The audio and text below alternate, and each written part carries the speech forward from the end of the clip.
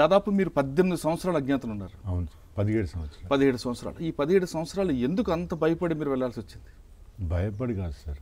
అంటే మీరు 17 సంవత్సరాలు అజ్ఞాతం వెళ్ళారు, నయీం బెదిరింపుల తట్టుకలకు వెళ్ళిపోయారు అన్నది మీరు చెప్తున్నారు. అంటే దీనికన్నా ముందు అసలు బెల్లి లలిత ఎవరు అన్న విషయాన్ని మీరు ఒకసారి చెప్పండి. బెల్లి లలిత మా చెల్లెలు సార్, మా సిస్టర్.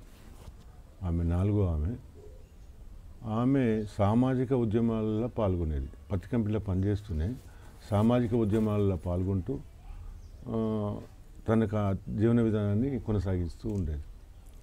సామాజిక ఉద్యమాలు అంటే ఏంటివి అంటే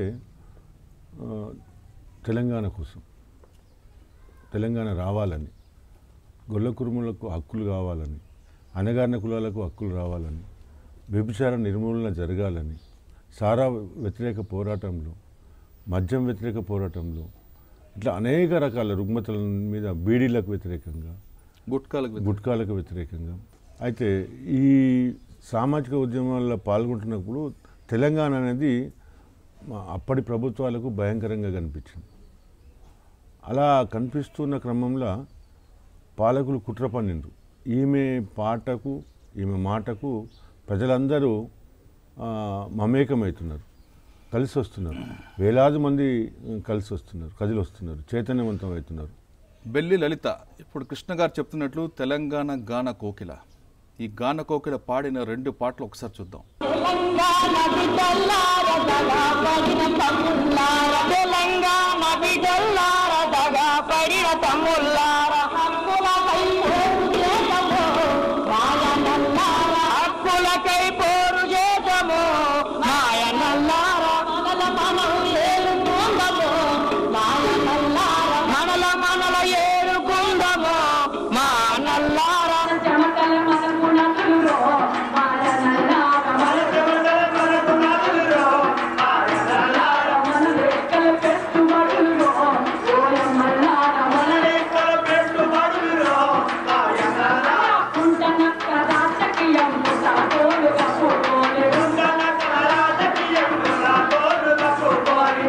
ఇప్పటి వరకు మనం తెలంగాణ గాన కోకిల పాడిన 2 పాటలు విన్నాం.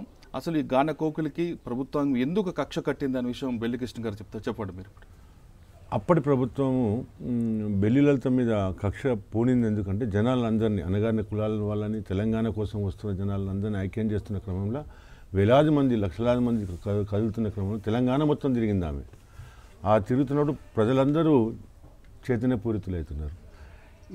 ఇట్లా వదిలేస్తే బాగుండదు, ఈ తెలంగాణ మూమెంట్ని మనము అణచివేయాలంటే ఒక్కరిని కొట్టి వేలాది మంది, లక్షల మంది భయభ్రాంతులకు గురి చేయాలని చెప్పేసి బెల్లి లలితను చంపడానికి కుట్ర పన్నింది. అయితే మరి ఎట్లా? ప్రభుత్వమే ఆ చర్య తీసుకుంటే ప్రభుత్వం బద్నామవుతుంది, ప్రభుత్వము ప్రజల ముందు దోషిగా నిలబడాల్సి వస్తుంది. మరి ఏం చేయాలి? ఒక హంతకుని, ఒక దొంగని, ఒక రౌడీని, ఒక లంగలని అందరినీ కూడా ఒక గుంపు చేసింది. దానికి నాయకునిగా నయీంని ఏర్పాటు చేసింది. మరి నయీంకి ఏం అవసరం మరి అంటే, నయీం 7 సంవత్సరాల సంది వ్యాస్ హత్య కేసులో జైల్లో ఉంటున్నాడు.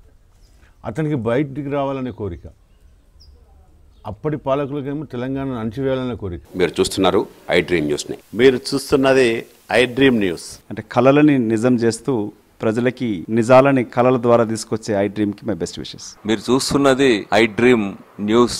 మీరు చూస్తున్నారు I dream channel. For more videos please subscribe I dream. మరిన్ని వీడియోల కోసం ఐ డ్రీమ్ ని సబ్స్క్రైబ్ చేయండి. Please subscribe I dream. And I'm very much satisfied with the way interview went on. Kindly subscribe to I Dream. For more videos, subscribe to I Dream. And loads of fun entertainment and content. Do watch I Dream.